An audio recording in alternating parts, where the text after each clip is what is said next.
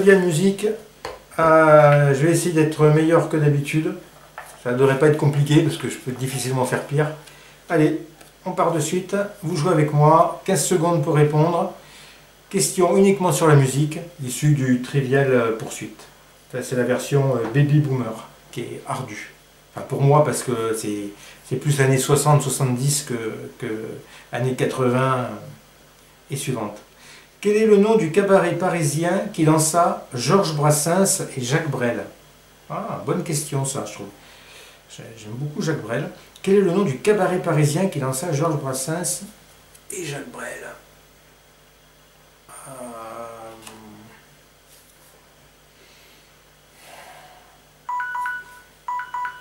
Alors, il y avait un cabaret qui s'appelait le Chat Bleu, il me semble. Je ne veux pas dire de bêtises. Je dirais le Chat Bleu. Le chien qui fume? Non, le Chat Bleu. Ah, les Trois Baudets. Ah ouais, les Trois Baudets. Il y avait un duo d'humoristes qui avait fait un spectacle aux Trois Baudets. Enfin, c'est pas la question. C'était Régis Laspalès et je sais plus comment. Laspalès et un autre. Qui incarna le compositeur Schubert dans le film La Belle Meunière? Alors là, ça, j'ai pas vu ça.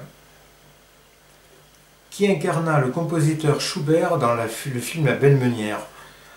Qui c'est qui peut interpréter Schubert? Depardieu? Non, Depardieu n'a sûrement pas joué Schubert.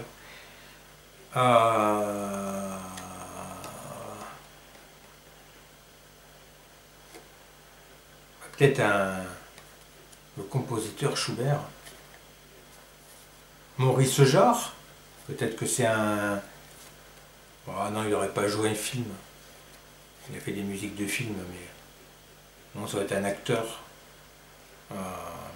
Alain Delon, je sais pas. Tino Rossi. Ouais, donc il fallait chercher du côté des chanteurs. Ouais, Tino Rossi avait interprété le rôle de Schubert. Tiens. Bon, ben, c'est pas un jeu non plus, hein, on apprend des choses. Hein. On va les ressortir au cours d'un dîner.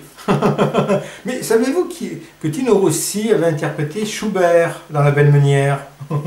Le truc, tout le monde se fout.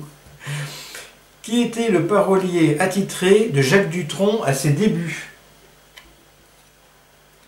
Le parolier attitré de Jacques Dutronc à ses débuts. Je pense à quelqu'un qui est décédé depuis, qui a fait beaucoup de chansons, qui a écrit beaucoup de chansons, mais alors son nom, là, comme ça, pour le ressortir, c'est ça qui est compliqué, hein, aller ressortir les noms de gens qui sont morts il y a 20 ans et qui écrivait des chansons il y a 50 ans. Je pense à... je crois qu'il a écrit des chansons pour Julien Clerc, si je ne me trompe pas. Mais son nom, je ne me rappelle pas. Ah ben non, je ne savais pas. Jacques Lanzmann. Bon, par contre, de nom, je connais Jacques Lanzmann. Mais non, j'aurais jamais dû dire Lanzmann. Il faudrait peut-être en trouver des réponses. Qui a chanté Si j'avais un marteau? C'est vraiment tout ou rien les questions. Hein, qui a chanté Si j'avais un marteau? Enfin, question facile. Non, une question ardue, mais comme je suis très calé, je connais la réponse. Il Faya de Hammer, en anglais. Alors j'espère que c'est pas le titre original qu'il faut trouver. Hein. Ils ont mis en français. Hein. Parce que le titre original, aucune idée. Claude François. Claude François. Et Il Faya de Hammer, je sais pas qui l'a chanté. Alors là, un peu au milieu. Qui aimait les cigarettes, le whisky et les petites pépées? Ah ouais. Alors ça, c'est des paroles connues. Les cigarettes, le whisky et les petites pépées. Par contre, qui a chanté ça?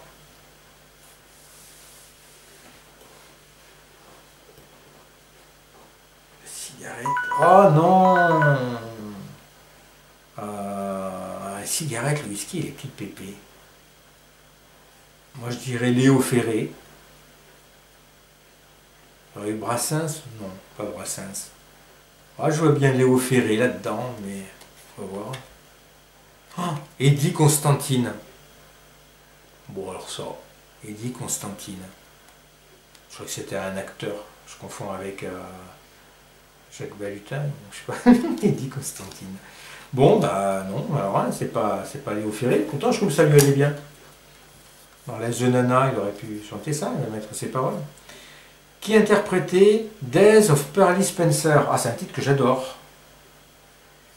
Days of Pearly Spencer. Ça a été repris par Marc Almond. Mais qui chantait ça à l'époque? Je pense que c'est un groupe. Bon. Je crois qu'il y a Camille aussi, un chanteur dans les années 90 ou fin 80 qui avait repris ça. Qui interprétait Days of Pearly Spencer? Ça doit être un groupe et ça doit être les... Voilà, comme ça. Ceux qui avaient chanté No Milk Today, c'était quoi? Family ou je sais pas quoi, là, No Milk Today, c'était... Ah, David McWilliams.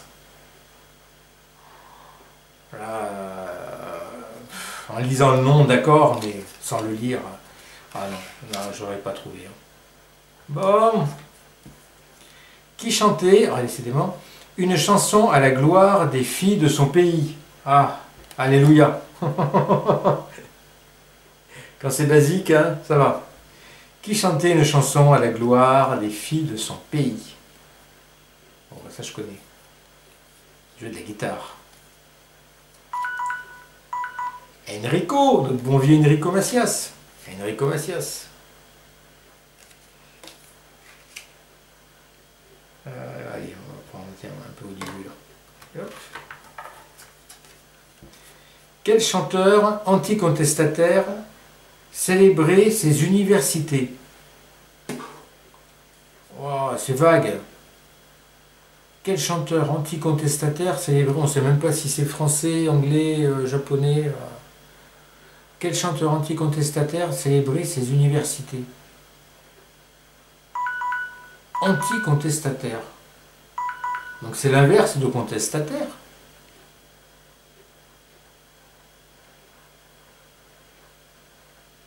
Donc c'est quelqu'un qui est pour le pouvoir établi et pour la République. Alors c'est pas quelqu'un, c'est pas un chanteur contestataire, anti-contestataire. Célébrer ses universités. Parce que j'aurais dit Antoine mais Antoine, au contraire, il était contestataire, Antoine. Donc plutôt quelqu'un de... Moi je dis Antoine, mais voilà, la question est mal tournée. Anti-contestataire. Bon. Antoine, mais... Philippe Clay. Oh, bon, quelqu'un du gouvernement, sûrement. Je sais pas. Philippe Clay, ouais, je connais pas. Je ne connais pas du tout. 3, 6, 8. Dans mon sens. Allez. Qui a composé le thème de Ragtime de l'Arnaque? Ah, c'est avec... Ah oui, avec un acteur que j'aime bien. Cherchez plutôt l'acteur, parce que qui a composé le thème de Ragtime de l'Arnaque, ça a été quelqu'un d'hyper connu, hein, mais là... Ah putain, c'est déjà fini. Et l'acteur que je cherche dans l'Arnaque, c'est... je crois même qu'il y a deux bons acteurs. L'Arnaque, avec Steve McQueen. Voilà, je cherchais Steve McQueen. Mais c'est pas lui qui a composé le thème. Ragtime, donc un musicien de jazz américain. Qui c'est qui a un jazz américain à l'époque? Ah, on va dire celui qui a fait... comment ça s'appelle? Pas Clash, pas... celui qui a fait... Ah, mais je vais y arriver. Non. C'est dur, hein, son saut du coq à l'âne entre Carlos et Enrico Macias et les autres. Qui a composé le thème de Ragtime de l'Arnaque? Non, je vais dire celui qui a fait une musique hyper célèbre, Les Nuits de Harlem. C'est bon, mais je le mettrai de toute façon. Si c'est lui, c'est lui. C'est celui qui a fait Shaft. Voilà, c'est ça que je cherchais. Shaft. Et Shaft, c'est moi je dis que c'est le même. Ah non, Scott Joplin. Oh là là là là là là là là là là. Scott Joplin. Ah, je connais deux noms aussi, hein, mais c'est tout. Hein. 3, 4, 5, 7, 8, 9. Allez, la dernière. On va essayer de faire 3. Comment s'appelle le double album que le trompettiste Miles Davis sortit en 1969? Question de jazz à moi? Me faire ça sur la dernière question? Non, c'est pas sympa. Comment s'appelle le double album que le trompettiste Miles Davis sortit en 69? Oh,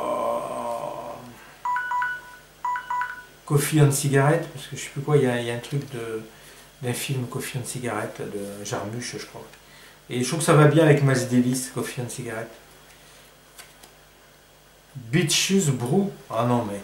Non, en plus, c'est un titre anglais. Qu'est-ce que je veux? Beaches Brew. Bon. Ça doit pas être un mot cool, hein, Beaches. Allez, 3, 5, 7, 8, 9, 10. 8 mauvaises réponses, 2 bonnes réponses. J'ai fait mon maximum. Hein. Eh bien, merci à tous. J'espère que vous avez fait bien mieux que moi.